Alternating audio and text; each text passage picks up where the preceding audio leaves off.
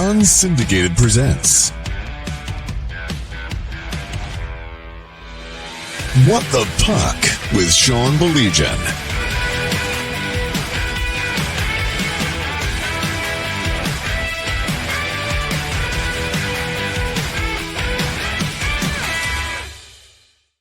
What is up? Happy holiday week to you. This is such a great week. I'm sorry I said the same thing to Shep last night, Mike. When you talk about like great holidays, I think in years gone by, Thanksgiving was kind of disrespected. And I think Thanksgiving is taking its proper place amongst fantastic holidays.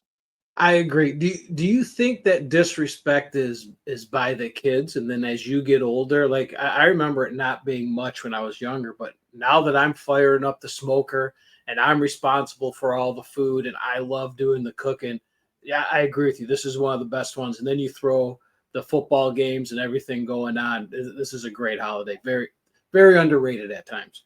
You know what? And you just hit the nail on the head. It was one of those things. I mean, Mike, I went to Thanksgiving Day games for years before I started working them, but it takes on something different when your kids are away and then they have an opportunity to come home. And I know, unfortunately for you, your son can't make it because he's going to be playing hockey. But man, it just hits harder when your kids can come home, doesn't it? Oh yeah, but hey, you have to remember, not only do I have Liv coming home, even though Seb's out in Lindsay, he's got a couple games this weekend. Sean, Nellie's coming home. Nellie's coming home. And that Nellie's first Thanksgiving with us. It's going to be excellent. So it's going to be a little special. And not to disrespect Sebby, we'll see him at Christmas time, and I'll save him some turkey.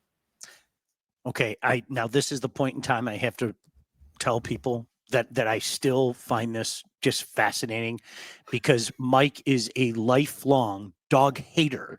Yeah. And that is not an overstatement. Dog hater. Yeah. And you are smitten by Nellie. Yes. But what people don't understand, Sean, and we have this conversation a lot whenever you're around Christy, you guys try to get on me. I am still a dog hater. I'm just a Nellie liker. Nellie is that dog that is my grand dog, and she is very special. But other dogs, still drive me crazy. Well, I know my two dogs don't for sure. I mean, there's no way that somebody could suggest that. Not those two dogs. Hey, Mike, it's interesting because honestly, I don't want to say the last time we talked, I thought that Coach Lalonde would be fired. Yep. But I thought that it wasn't too far away. Yep. Now, I want to give credit where credit was due. They're 2-1 since we last spoke. Yep. And two of those losses showed me, for all the people out there wondering if the guys quit on him, two of those wins showed me that they haven't quit. The two comeback wins against the Islanders, they had every reason in the world to tuck their tail and just ride it out. And in semi-dramatic fashion, in both instances, they found a way to win the game. Yep. And the most important one was the first one, because we were coming off that the West Coast trip, 3 straight losses. Everybody was calling for Lalonde's head. They go down early. It looks like it's going to be another loss, and they pulled out that win in the third period against the Islanders. And not only did they pulled out, Sean, but it was who did it. It was guys that were getting called out, Raymond. And then we go into the next game that they again. It was a feisty Bruins team coming in here, Sean. I don't know if you saw some highlights from the game before. They were fighting anybody and everybody. That's not a happy group. To keep them to 2-1, Seider had a real nice game against that top line. Those top guys are doing it, but they showed up, and it gets back to not only the last show when we were talking about everyone wanted Lalonde's head, but let's just go back to last year when we started talking. If you remember, we started hearing whispers of the locker room. And we said the calling card would be if Steve brought him back. And also if Kane would come back. Because, Kane's not going to come back to a dead locker room and a bad coach, a lame duck coach. Steve's not going to bring that back. He's the one that's supposed to be coming on. He brought Lalonde back. Kane came back. So it started then. And I questioned it last week. I said, is he the problem? Is that what we're going to do? We're going to fire him. Is that going to be the problem? And the guys kind of showed out for him. Now, this next game against Calgary's coming in hot, Sean. This is going to be a big test. It's interesting because I think one of the things that we have to touch on, and I think a couple other people brought that comment up. Tom said, our buddy in London said, good evening. Seems to be a little bit more effort, except the PK. Dead last in the league right now as we sit here tonight for what it's worth. But Mike, listen, I'm a firm believer. Do I think that Lalonde's the answer? I don't. I don't. I think he's actually going to lose his job. Honestly, I think it'll happen before the end of the year. I really, truly do. It was funny. I'm sure you saw and read the same things that I saw and read. A lot of buzz about Joel Quenneville in the past week. Some people thought it was going to happen like a week ago. It didn't. So I have to say this in that regard. I think people are throwing things against the wall to see if they stick. Because the one thing that I've learned from Steve Yzerman, he's not letting anything out there. No. He is not floating anything. He is not there's no possible way that's coming from Steve Yzerman. That's my long-winded way to say I don't believe any of that stuff right now. I just don't. Yeah, and you've stood by that for a while. And actually anything that kind of leaks out, you've said, no, like Steve's not, there's no leaks there. He's not letting it out. He's not going to let it let it get out there that, hey, I'm going to fire this guy then. But back to that, the penalty kill, these 3 games we're talking about, they've only given up 1 power play goal in 6 opportunities. And when you get to it, we've talked about the coaching of the penalty kill, and we've talked about the effort. These are things that have picked up, and you can coach that penalty kill into something else. And I'll take your word on. I mean, you don't think he's the answer. I can't see him being the answer. But for right now, they're playing for him, and this guy's getting some things done that, at least for now, it seems like maybe some of that talk can pipe down a little bit, and we can see if these guys can move forward. What I want to see, though, Sean, there's a deep drop off after like our top 5 scorers. 100%. And on the edge, teetering on whether he wants to jump off on the bottom end or hang with the big boys, is Patrick Kane. Mm-hmm. And a -6, I believe, last time I checked, that is. This is also hindering. We're talking about Lalonde and his job. There's guys not doing their job there on that ice. And that gets into how is Steve going to evaluate this, and what are we going to do moving forward? It's very interesting. Lucas Raymond, by the way, also picked up his game. Yep. I want to give credit where credit was due. That's something you and I talked about, and I thought that he's been certainly more of a force. But to your point, and I want to repeat what Adam said here.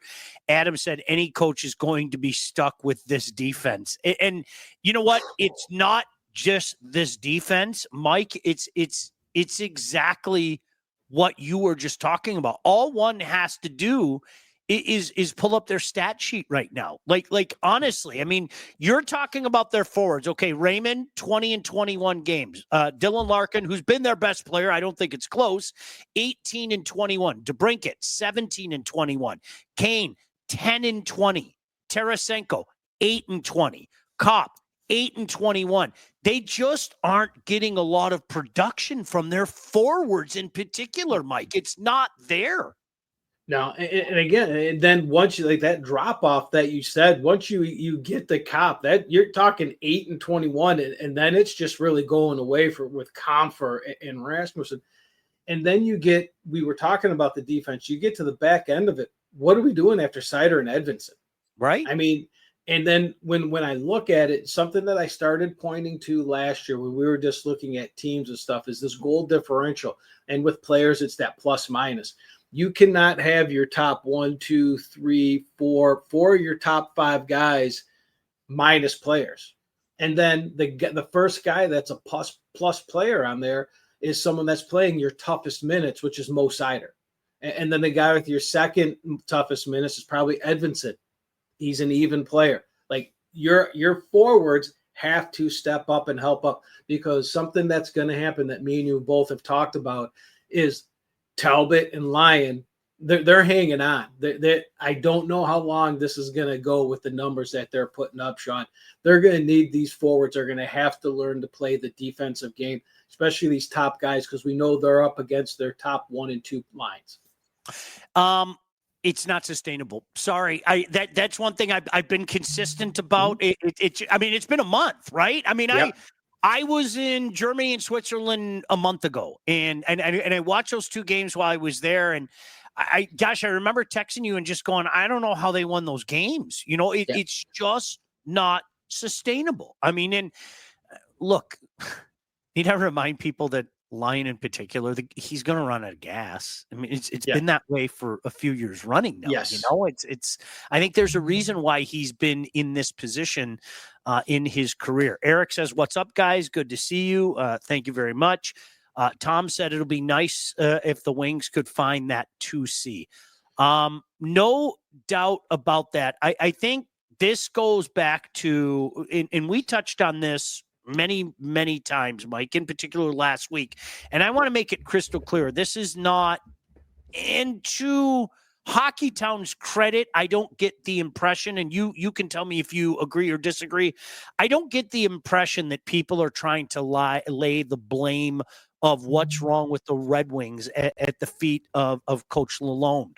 I really don't. I think they understand this roster is not where it's at. But, if you play that up the middle game, as Tom suggested, I mean, you've got Dylan, JT, Marco, and Andrew Copp. How do you feel about that, Mike? Well, it gets to something, Sean, that we've talked about for a long time. Tom's calling for a 2C. I would like a 1C.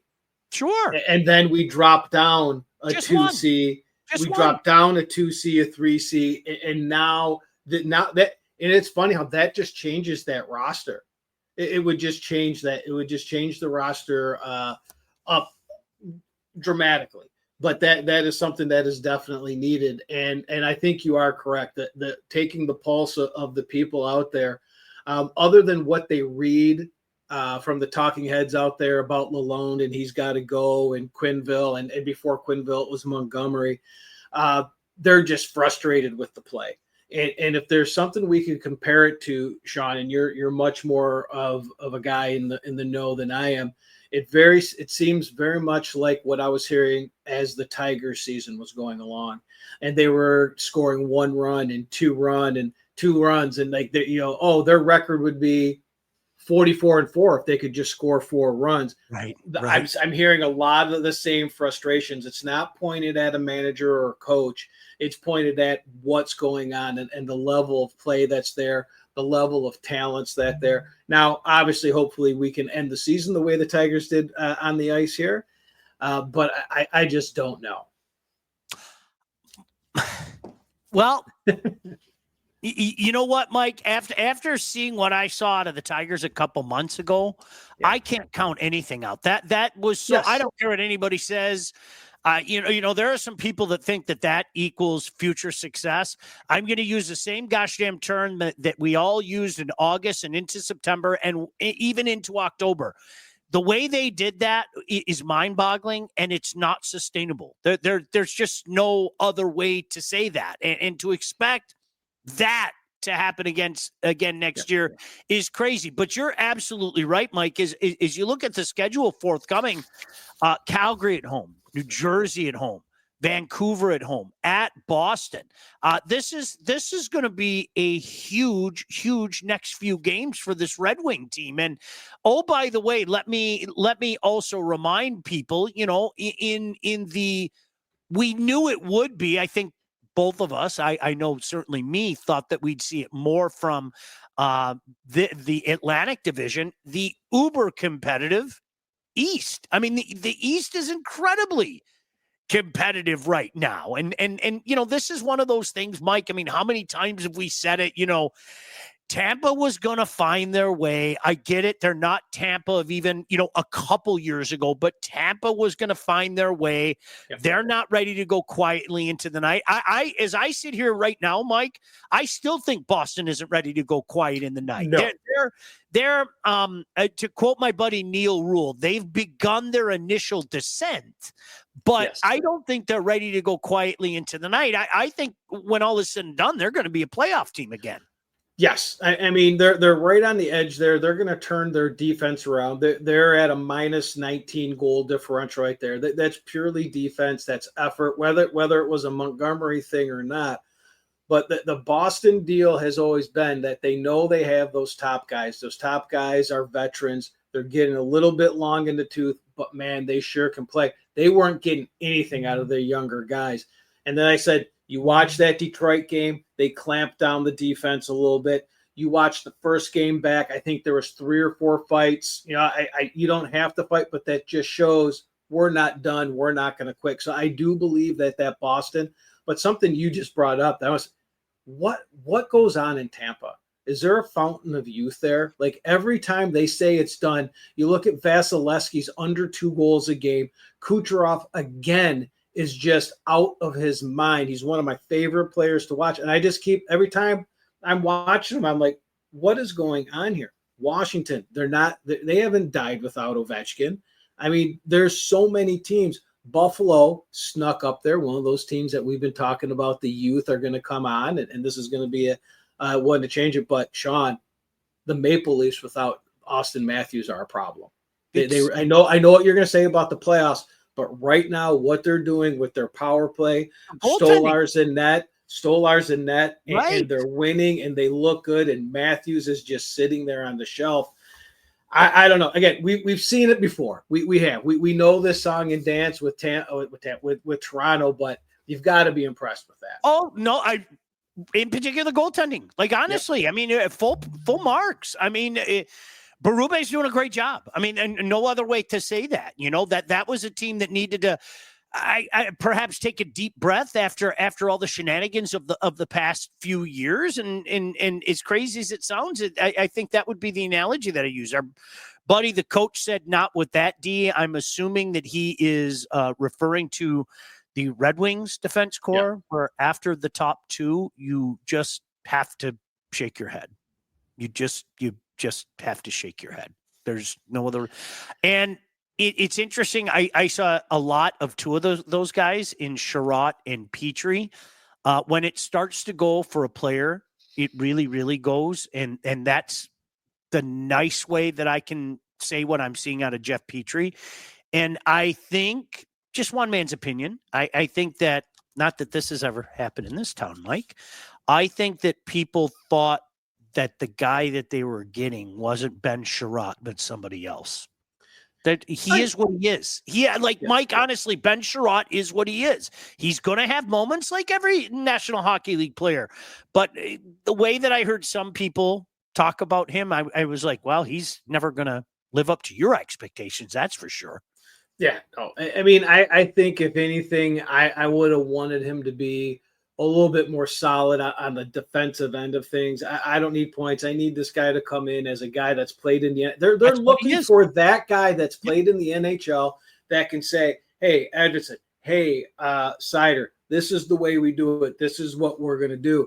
And, I mean, I think that could even be with Gustafsson. They're bringing these guys in, these veterans. They got a ton of games in here that they want these guys to be able to do that. They just haven't found that. Luckily, these 2 guys have just taken off and they're doing a good job. But, I mean, I don't know how much more I can watch Petrie. I mean, I know the contract's there, and I guess you have to play him. What else are you going to do? But Sean, I don't want to be that – but I don't know if I've ever seen someone that big of a liability on the ice when he's out there. Yeah, the bottom dropped out on this guy. I didn't see this coming. I didn't think it was the greatest of signings. But, Sean, this is bad. Listen, he took a step back from the time that he left Montreal and his last time with Pittsburgh. He did. He took like a step back, Mike. The bottom completely dropped out. Make no mistake about that. My buddy Nick in Windsor. Shout out, Nick. Detroit has no goaltending or defense. Defense, you're just talking about. We hit the goaltending earlier. It's not sustainable. I know that's what Steve Yzerman does, but we've lived through the Alex Lyon, experience the last couple of years. And if you think that Cam Talbot is I don't know what to tell you. How about that? Let me tell you very quickly about All About Catering. All About Catering LLC is a full-service caterer. Graduations, weddings, bridal showers, corporate events, anything you need catering for from 25 to 4,000 people. All About Catering can and will take care of you. Customer service and satisfaction is their number one goal, so do not sweat your next big event. Just go to allaboutcateringllc.com today to see their menus and all their 5-star reviews. Give Rick and the gang a call. They're going to take care of you the way they took care of me.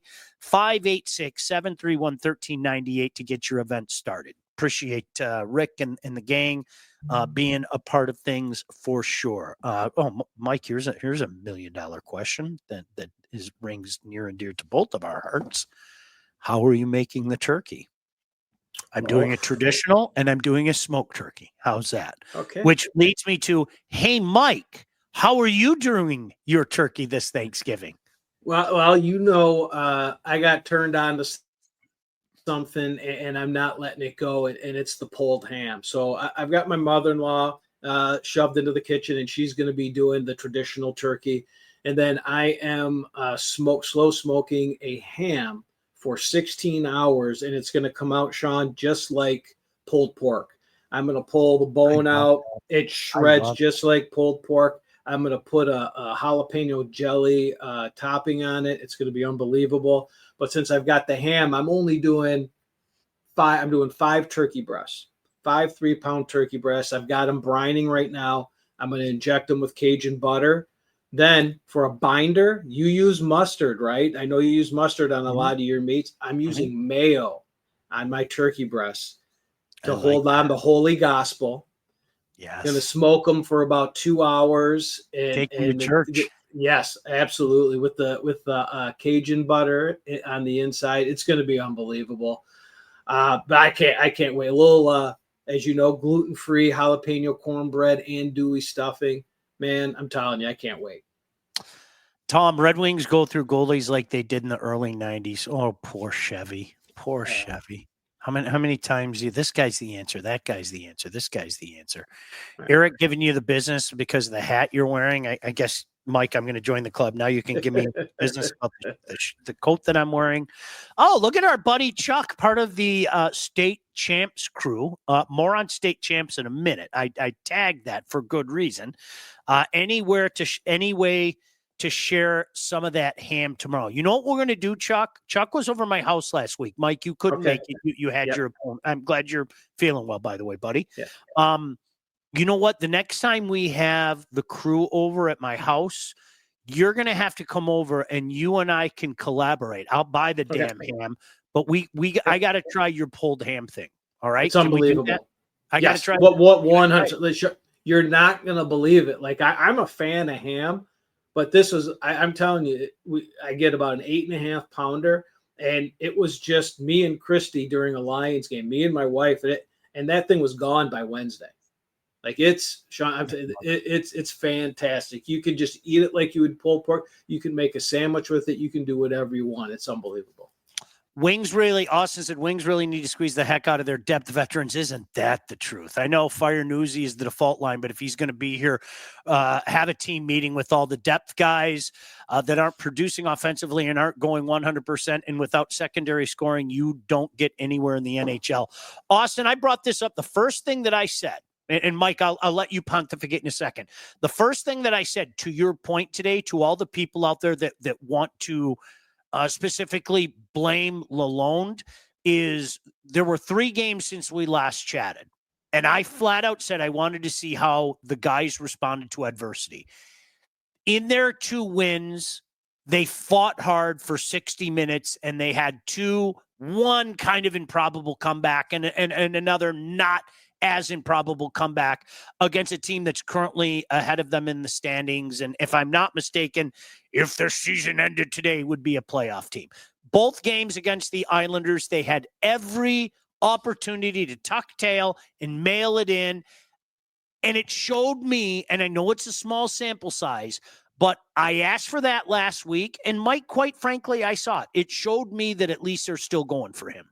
Yes, I agree. And you saw me raising my hand there, because I'm going to make a comment back to the depth guys kind of thing. But I have to remind you, Sean, that Tim Shovelday was never the same after that Little Caesars Christmas party at Joe Louis. But I'm just going to leave that at that.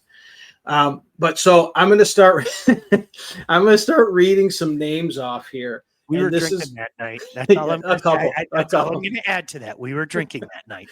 So I'm going to read some names off here, and I just need people to raise their hand and start screaming out at the guys that they think are going to do this. You can have all the meetings you want, but Kopp, Kampfer, Rasmussen. I'm going to give Casper a break. He's a kid that I'm hoping comes out. Fisher, Veleno, Mott. What are we talking about? They are. This gets into what I was saying about the evaluation of the talent that you've brought in.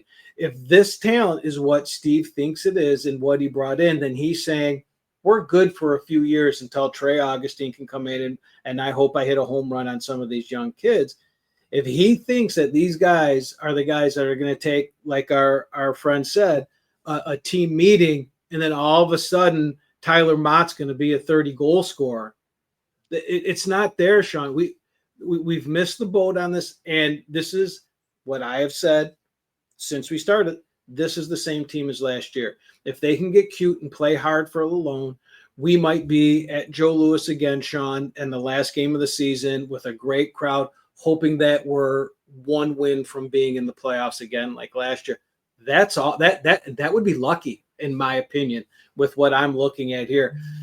Unless I'm missing the boat here. I don't know. I don't think I am, but well, keep December 20th open. The night before we have a game the next night, as you know, we're doing Salem, Plymouth, but keep December 20th open. There's a certain team that's coming to town that we might have a chance to go down there that day, like we did that last game of the season. And if we don't do that one, or there's one in January too. So keep that in mind. Okay. I'm in. And I think we might have the same hookup too. So, that'd be beautiful. Those were great seats, great food, great seats. And you know what? It was my favorite word, Sean. Free. Yeah. Smoked turkey is a game changer. Absolutely, it is. People still eat the traditional. They destroy that. Poor Tim Shovelday. He was so torn up about that comment. He jumped in front of a truck and it went through his legs. That poor guy. Adam said, I have no confidence in any of them. Mike, your comments, Kirk said, agree with Mike 100%. That's what I'm saying about Sherratt. He is what he is. Like that's a personnel issue. If you're expecting, and this is part of the problem, I think this is what ailed the Red Wings, especially during the Ken Holland era. They were consistently asking guys on the D to be something that they weren't. They were consistently asking a 4 to be a 3, a 3 to be a 2, a 2 to be a 1. And how many of these guys, Mo Sider, how many of these guys have we heard people writing checks for? This guy's going to win multiple Norris trophies. This guy, and in fairness, like a couple of years ago, I was one of those guys. This kid's good. But I'm going to repeat it again. I haven't seen the development that I think we all thought we would see. They're supposed to go like this. And I understand defensemen are different. No two defensemen is certainly developed the same way. But that jump that a lot of us assumed was going to happen into the upper echelon of National Hockey League defensemen, you're lying to yourself if you put him in that conversation. Forget about lying to us. You're lying to yourself, man. I think I'm a little bit easier on. I like where he's at. I like what he's doing. I think, be it Sider, be it Evanson, you're 1 and 2 at the age that they are, with absolutely no veteran help and nobody else. What they should be, Sean, they should be 3s and 4s, or maybe a 2 and a 3 in there. And sure, they need that solid veteran. They've done this. Think about Sider has done this all by himself. If you go back to the great Nick, he had guys. He always had somebody every year with him on that team that helped him build and develop. Mo's had nobody, and where he's at playing the hard minutes that he's playing, would we expect his numbers to be better? Sure, but with the development that he has, which is just throwing him in the deep end by himself without waiters and without his water wings, I don't know. I like where he's at. I like what I see. And when I'm looking at a player, I need him to just get better, and he is getting better. Is he where if you walk down the street, talk to them, they may talk you into Mo Seider's a top 5 defenseman in the league. I'm not there, but this guy is getting better. He's getting better with no help. Yeah. No help. And if we're looking at Talbot and Lyon having a good year because those top guys aren't scoring, it's because of Mo Seider is helping him out on that end. So I'm a big fan. I do wish he had some help, and if he did, I think he would be probably 3 notches higher. And and I think that's part of it. We all made assumptions, yours truly included, that this was a guy that in a couple of years was going to be something that he clearly isn't. I mean, that's just the way it is, you know. And again, that's not saying that it's not going to happen. You know, it's I could name 5 defensemen off the top of my head. If you would have told me that Cam Fowler came into the league and was the impact player that he was almost immediately, my jaw would have dropped. Now, conversely, Drew Doughty, I think he could have done it a year early at 17. Like, honest to goodness, I saw that kid playing in Guelph, and I was like, it's unfair. I mean, this 17-year-old kid's unfair, you know? Ray said, what are your guys' thoughts on the OHL allowing guys to go and come from the NC2A? It's about time. I love it. Sorry, I do. I think it's fantastic. I know that I don't know how many guys will publicly say it. I think it's fantastic. If everybody else is collecting money, why not the hockey players as well? You guys know the drill. So often, you know, a kid wanted to go to college, and his the team that owned his rights were like, nah, we don't want you to go to college. We want you to go play for Dale Hunter in London. We want you to go play for Mike Vellucci in Plymouth. We want you to play in the Western Hockey League. We want you to play in the Quebec Junior Hockey League. And conversely, a kid decided, well, you know what? Yeah, I'm going to go to North Dakota. And then he decided after a year, you know what? This college thing isn't for me. And he can't go play in the Western Hockey League after that. I've always felt it was a crock of shit. Pardon my language. I know a lot of guys privately thought it was a crock of shit. Pardon my language. And with all this money flying all over the place, Mike, I think it's about flipping time. Yeah, and I've got a couple thoughts and a couple strong thoughts on it. Well, one strong thought, but a couple of thoughts on it. One is I think college hockey over the last 5 years has done an unbelievable job of bringing some players in that they may not have gotten, you know, let's say 10 years ago, and it's gotten a lot better. It's about to get even better with these guys coming out of the O and the W and stuff like that. The strong opinion I have is obviously by what I just said, I love the fact that this is going to happen. This is something that we've been waiting for, and me and you have been talking about for a while. The problem I have is that at the same time, Sean, they've cut the scholarships and the roster spots down. Mm-hmm. That you can't do that. Even if you didn't open it up to the CHL guys, you shouldn't be doing that. You're taking roster spots from kids, be it walk-ons or whatever it is. And now you're bringing even more talent, which is going to filter it down. And that's great for the ACHA. That's great for D3. But for those kids that want to play D1 hockey, you just knock them out. And not because of the CHL stuff. I love that. I'm a proponent of that. But you can't do that and take roster spots away. I don't agree with that. More of your comments in just a second. First, I want to tell you about the Wealth Advantage guys. I can't wait to see them tomorrow. It's our little tradition the day before Thanksgiving. I'll tell you about it in a minute. But most importantly, if you are ready to take charge of your financial future, well, then you need to look no further than the Wealth Advantage Group, located in historic downtown Northville and owned by the Handsome brothers right there, Jeff and Mike Cusack, with 20 years of industry experience. They understand that your financial goals are as unique as you are, and that's why they offer personalized expert guidance to help you navigate the complexities of financial planning. If you're saving for retirement, you're getting ready to sell a company, you're already in retirement, these guys can help guide you through every step of your financial journey. They work with clients throughout all stages of life. They have clients in over 20 states, including the guy talking to you right now. Yes, I'm very happily a client and I get my free pie tomorrow. Yes, they give out pies the day before Thanksgiving.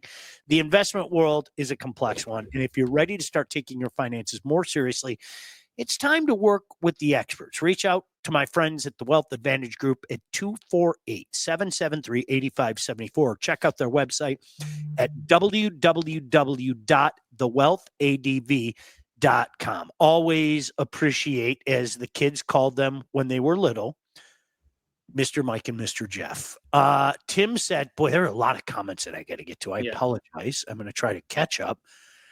We got a lot to do. Lalonde is the wrong guy for this team's makeup. Problem is the NHL isn't like the NFL or NBA. Can't pull a guy from the NCAA or other teams' coordinators to pull from. There's like that list of assistant coaches that it just seems like when a guy gets on a list of assistant coaches as one of the next assistant coaches, it doesn't happen all the time. And that's what's happened to my buddy, Mike Vellucci. I had people tell me, and I'm going to say this again, I like Coach Lalonde. Okay.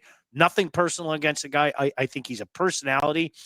I've had a couple people tell me, including one guy who, well, you're going to have to take my word for it. I don't want to say too much. He was along the lines of what you said, Ray, the wrong guy for this job, that he was more of a specialty guy. And when you're tasked with taking the reins of a young team, you have to have a guy that has experience in coaching a young team. And the feeling was he was a guy that maybe didn't have that experience. He was more a guy that was, again, like a specialty coach. And it's kind of funny because if he's a specialty coach, and I'm not sure you're aware of this, the Wings have the worst PK in the NHL. But that was what somebody, and I know I shared that with you, Mike. That's what somebody told me from day one. I'm going to say it again. Has he done anything that makes you say, wow, he's a great coach? No. But how many guys are going to have success with this roster? If we're being honest with ourselves, how many guys are going to have success with this roster? I don't think too many. And I think I brought it up last show. I'll double check it. I think he has a winning record with since he's been with the Wings. I'm almost positive. I don't know many people that would be. I said we were talking about coaches now. You know, with the OT law, I get what you're saying. I know. But so I agree with you. I have said it, and I'm going to continue to say it. I had my piece on him last year, and I said I would stop if Steve brought him back and Kane came back. Both things happened. I'm done with it. I'm past it. On top of that, until someone can say this is a guy that's going to be good in the development, better than him in the development of these guys, and a guy that's going to take a team lacking in talent outside the top couple players and do something, do what with it? I don't know what we're doing here, but that's a different story. But you brought up a name in Vellucci, and I had a note written down here, and I've got to ask you again. I go to you with all my hockey questions, Sean, and there's some guys that are going to be in the hot seat. How does Sullivan have a job right now? What do you want me to say? I'm not even being funny. I wouldn't. What do you want me to say? I don't know. I really don't. I'm not being funny. Right. Because I started to go down. My guess is Mr. Crosby has a say in that. I'm just going to go out on a limb and say that Mr. Crosby. And that would make sense. That's an educated guess. As God is my witness, I swear on my children, that is not coming from anybody. That is not coming from Mike Vellucci. I want to make that crystal clear. Oh, yeah. An educated guess would tell me that Sidney Crosby probably digs him. Okay, and that makes sense. That's something I didn't think of. That makes sense. And the reason I asked was with the Lalonde talk last week and Montgomery's name coming up, and then obviously he got snatched up pretty quick by the Blues, and we talked about that on mine. I was wondering who would be next, and Sullivan's name came to the top. I mean, you're talking a goal differential of 34, a team that might already be past their last chance to win. If given a little bit of fire and a couple players, Dubas magic, maybe something like, I don't understand what they were holding on to, but that, because my question to you was going to be not the Sullivan, was who's next? Yeah. I got some names that I wrote down. Who do you think is who do you think seat is the hottest? It's got to be Sullivan, right? Yeah. I mean, right? It's got to be. I can't imagine anybody even being within shouting distance. Is there somebody within shouting distance of him? The only one I had, just because of the expectations and the money spent, is Brunet. Yeah. Yeah. That was the one I was thinking, that Yeah. team, that Predator team, screams. I mean, it's almost identical, because you remember St. Louis went out in the summer and spent a lot of money, fired their coach right around Thanksgiving time, hired Berube, and came back obviously and had the magical season. A guy I love. Would they ever get rid of Tortorella? I love Torts. I love me some Torts, but that's a team that's got a ton of young talent. Yeah, they would. Okay. That's the next one, because they're down there. They're not sniffing it. As you know, he wears on people. Do you know who is flying under the radar as a potential guy too? And only because you know of his mysterious ways. Lou Lamoriello's hire of Patrick Waugh. If they're languishing, and right now, I fact check myself. I think they're here. You know what? I'm going to look it up right now. I think they're a couple points out. They are 2 points out exactly. If they're languishing with a month to go in the season, he'll do what he did last year. Yeah, he's done it his whole gosh damn general manager career. He really has. It's his MO, man. It really is. It's his MO. Yeah. And they're tipping, because I want to say, I don't know if they're all in a row, but it's about 8 in a row, or 8 of their last so many games they've lost in the third period where they were winning, right? Including two to our Red Wings. Against the Wings. Couple comments. If I remember correctly, I wouldn't worry about it too much, because I think the age limit in the CHL is 19 or 20. If I'm wrong, I think Sean or Mike will say so. You can be an overager in the CHL at 21, as long as your birthday happens after, I forget the exact date, September 15th or whatever the case may be. But you can be an overager if you turn 21 during the course of the season. That qualifies as your overage year, as long as you're 20. And the teams are allowed to keep, that overager. And usually he's a, how's the best way I can say it? He's a glue guy. How's that? He's a good leader. He's one of those hard workers. You're not seeing any studs as overagers in the CHL, Mike. There's no other way to say that. Austin said Canadians to the NCAA, bad for American hockey, but good for college hockey, which in turn might be good for American hockey. There are already a slew of Canadian kids that have not wanted to go the CHL route. I mean, this has been going on for a long, long time, that didn't want to make the jump to the OHL, that didn't want to make the jump to the Q or the Western Hockey League. And it's more than a trickle already, Mike. It really is. It's more than a trickle already. Yeah. I mean, the times have changed. I mean, it's what's going to happen. But the future will tell. We'll see how it's going to go. It could go either way. I don't know. We'll see. A couple other. Do you think the guys develop better going to the NCAA or junior? If you could pick for a kid, where would you want them to go? I'm going to give you the stock scout answer. Are you ready? I've heard this 100,000 times from OHL scouts and NHL scouts. No two kids develop the same. Period. End of story. If I could pick for a kid now, I don't think it matters. I don't really. I mean, I don't think it matters now. Geez, oh Pete. Yeah, I honestly, I mean, with the way things are today, I don't think it matters. If you were a stud, if you were a full-fledged stud, I would have told you to go to the OHL. Yes. And a lot of general managers have told their clients who were dead set on going to play for Miami of Ohio or the University of Michigan. They told them, no, we want you to go play for Dale Hunter. We want you to go play for Mike Vellucci. So I today, though, with the way things are today, I'm not trying to cop out. Mike, you tell me if you agree or disagree. I don't think it matters today. I really don't.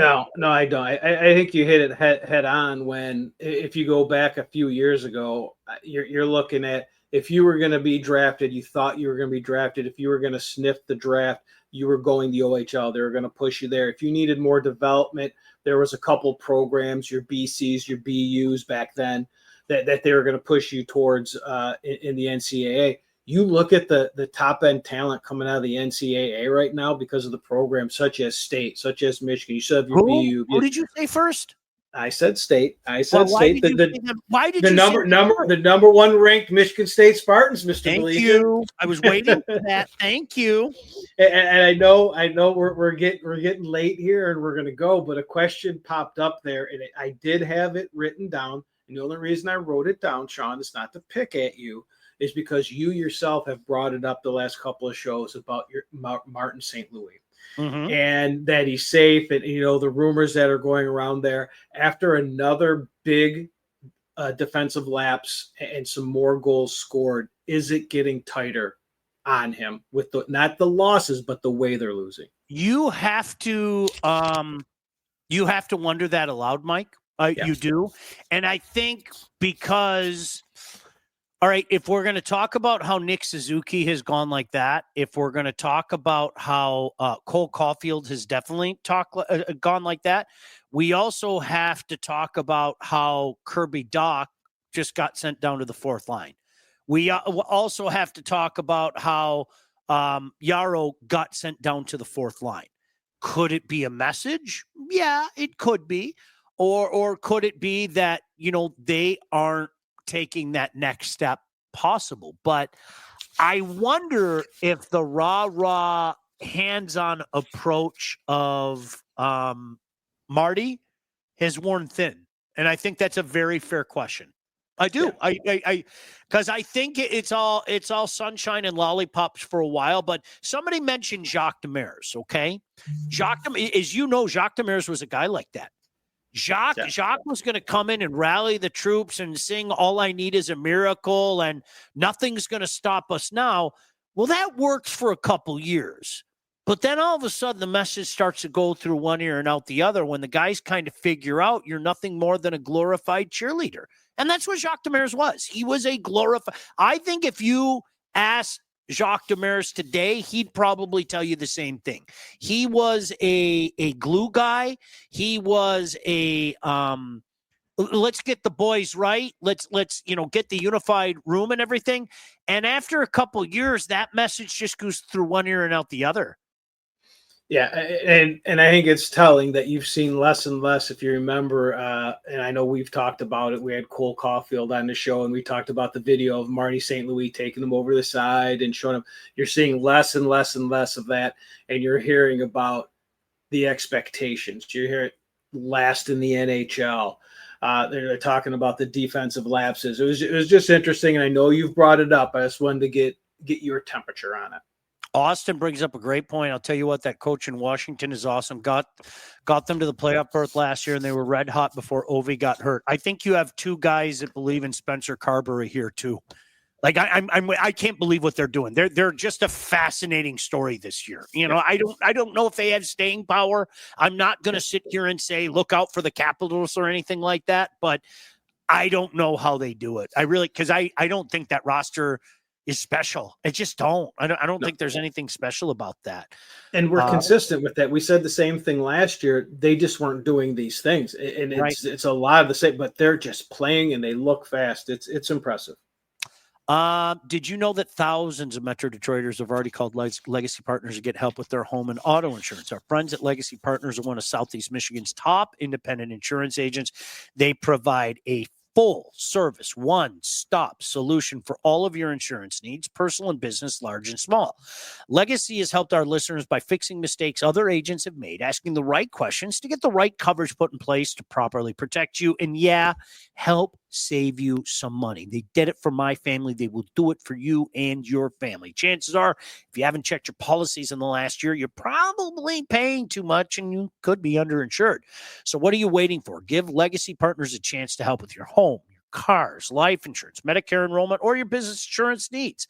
Call them today, 586-209-4106, or visit legacypartnersins.com to get started with your new quotes. Alex and Dave and Joe, the entire gang there, they are going to take care of you. Why do NHL teams go through coaches so fast? I'm a big Vegas fan, and they have had 3 already with so much success. Some coaches, Gerard Gallant, some coaches have a shelf life. They just do. Some coaches have a shelf life. If Scotty Bowman didn't have the incredible success that he had throughout his career, I don't think he would have had the long stays he had at places. I think sometimes people forget. Mike, he went to Buffalo and failed, and he stopped coaching for a while. And the only reason he got back into coaching is because Badger Bob, God rest his soul, got sick. And Scotty Bowman promptly won another Stanley Cup. And then the Red Wings at the exact same time were with a guy in Brian Murray. Nice guy, wonderful man. They weren't going to win with Brian Murray. So everything happens for a reason. And they get Scotty, and Scotty goes and does certain things. Mike Babcock was a guy that he won. He won a Stanley Cup in 2008. He won a couple gold medals. But when he's not winning anymore, guess what? All the things that people kind of look the other way when you're winning, people aren't looking the other way. They didn't look the other way in Toronto. In Toronto, they're consistently waiting to point the finger at somebody else because surely it's not on you. And Lord knows Mike Babcock gave them the opportunity to do that. So there are some guys, especially the way it was explained to me, and I don't mean to sound like an old man here. Today's player is different. Today's young man is different. And I think some of that stuff weighs on players, and that's why a lot of these guys have had the kind of shelf life that they have. Now, Pete DeBoer is not one of them. Pete DeBoer is a guy that his teams usually swear by him.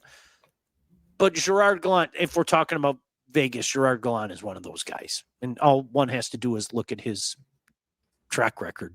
You can see that. Yeah. That's a good one. I think when I look at it, it's an interesting thing. I saw it up there during your read, and I was thinking about it. And something that came to me was when you're talking about why does the NHL fire coaches, faster than other, you're talking about a league. And when I see hockey, I see it differently than the other leagues. And you look at a Jerry Jones, for instance, and people may say he's passionate. I think he's passionate about one thing. He's passionate about making money. Absolutely. And looking good. And I think that's what the other leagues look at. When you look into your hockey owners, and I don't know them all personally, Sean, I couldn't probably name you more than one. They want to win the cup. They're passionate hockey guys that own that. And if you're not living up to expectations, or the team's not living up to expectations in the world of salary caps and guaranteed contracts, it's really easy to get rid of your coach. And I think that hockey's just become that you've got owners that want to win the cup, and it's very easy to fire a cup when you can't redo your roster. Can I, Mike, I'm not in the business of sticking up for Mike Babcock. I'm not, because he's made his own bed. But Adam, I just want to bring up one thing. Adam said, I think they won in spite of Babcock. Sometimes circumstances call for guys, if that makes sense. Dave Lewis is one of the nicest human beings. I'm serious. Mm-hmm. Dave Lewis was never, ever, ever, ever, ever, ever, ever, ever, ever, ever, ever, ever, ever, ever, ever, ever, ever, ever, ever, ever going to work with the Detroit Red Wings. For one reason, he was the good cop. He was the buffer. With Scotty Bowman, when Scotty Bowman did Scotty Bowman things, he was the good cop. The players went to Dave Lewis. Louis was one of them. Louis was the good guy. He was the good cop to Bowman's bad cop. So unfortunately, that kind of festered a little bit after Scotty retired after the 0-2 Cup. And quite frankly, they needed a guy to come in and be a dick. Yeah. And he fit that role very memorably. including having one of his players in the last month of the season. And Scott, I think I can say this, Todd, without getting fined here by the swear jar, because I'm quoting somebody. And you know what I'm talking about, Mike. Yep. One player in the 2017 didn't say anything but 3 words to Mike Babcock the last month of the season. Fuck you, Babs. I'm serious. That's real. I had guys tell me that. Not the guy himself, but multiple guys said whenever Mike Babcock looked at, I want to say his name so badly, whenever he looked at him and said anything, his response would just nonchalantly look at Coach Babcock and say, fuck you, Babs. So they had to get rid of a couple of those guys. And then if you remember, he really turned into Super Dick after that. Yeah. I have no other way to say that. He did. And now you hear the horror stories afterwards, right? You hear the horror stories in 2012 and 2013 and 2014.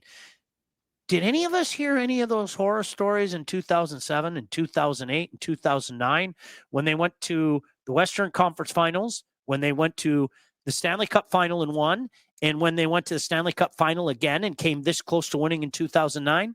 It's fascinating that we didn't hear any of that then. Privately, some of us did, but honest to goodness, Mike, did you hear any of that stuff? I didn't hear any of that stuff during that at least out in the open. I didn't hear any of that stuff. No, it wasn't until after the fact that everyone started talking. Yeah. All right.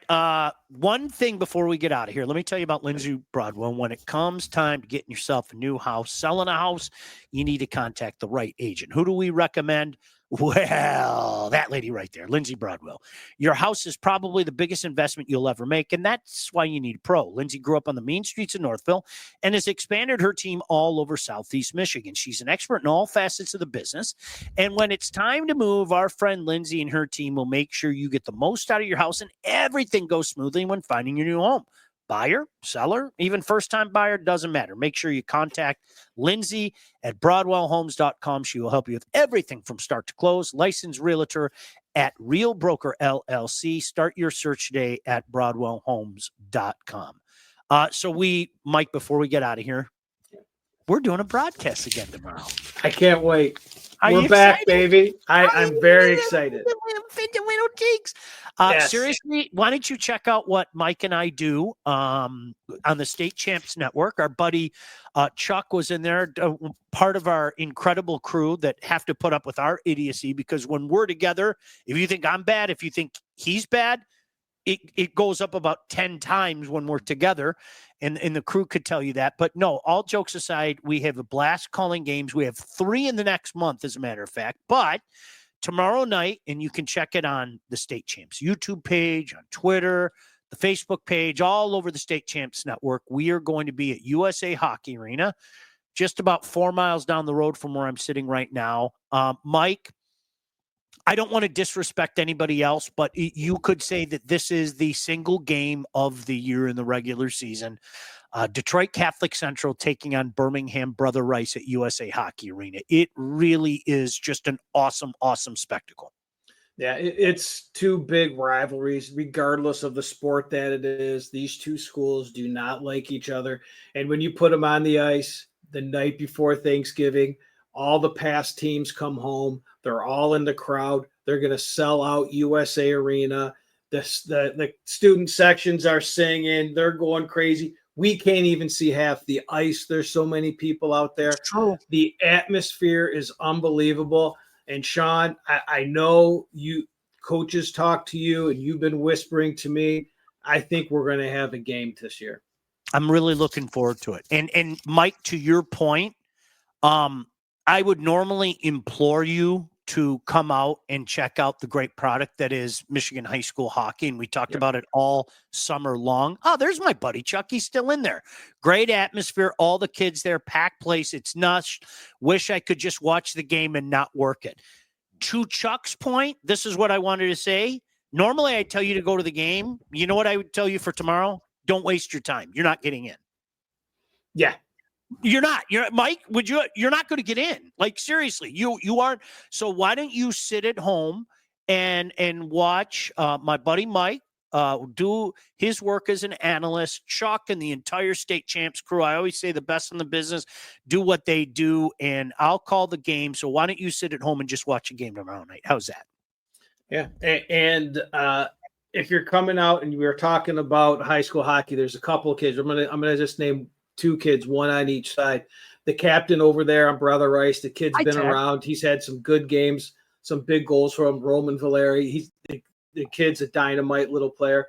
I want you, though, to come out and just watch this CC defensive core. Their top 5 are going to be the top 5 in the state. I don't know the last time I've seen a stacked, complete lineup like this, but watch Bloink. Sean, the kid's a game changer. He's like a little forward back there. He's their leading scorer right now. But you want to talk about all the different levels of hockey. Me and you obviously promote the high school level. There's going to be some high-end talent out on this ice and some high-end talent in the stands, and they're going to be cheering and rooting. It's going to be a great environment.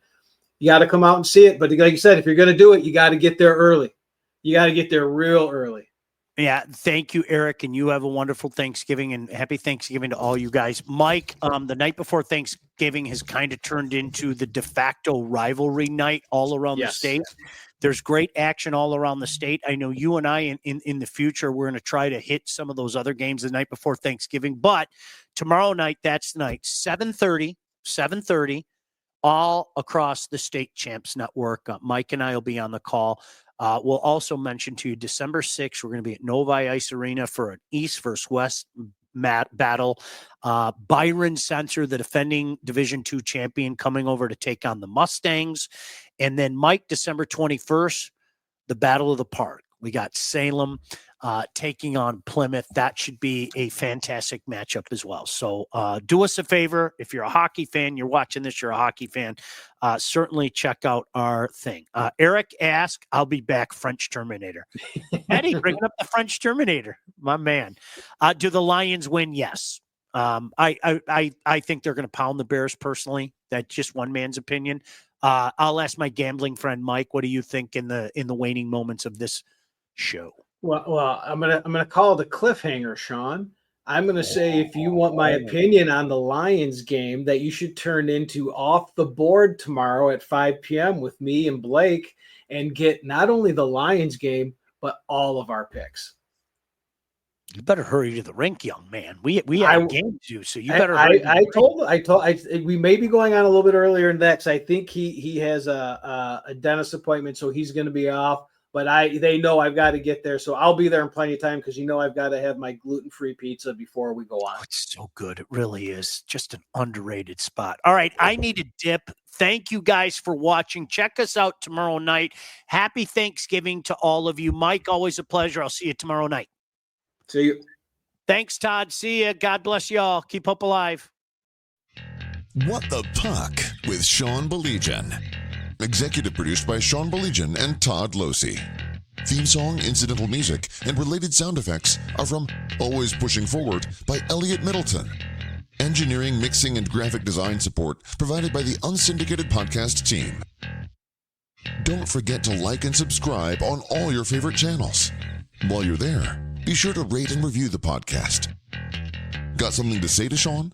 Call the Unsyndicated hotline at 248-237-3257.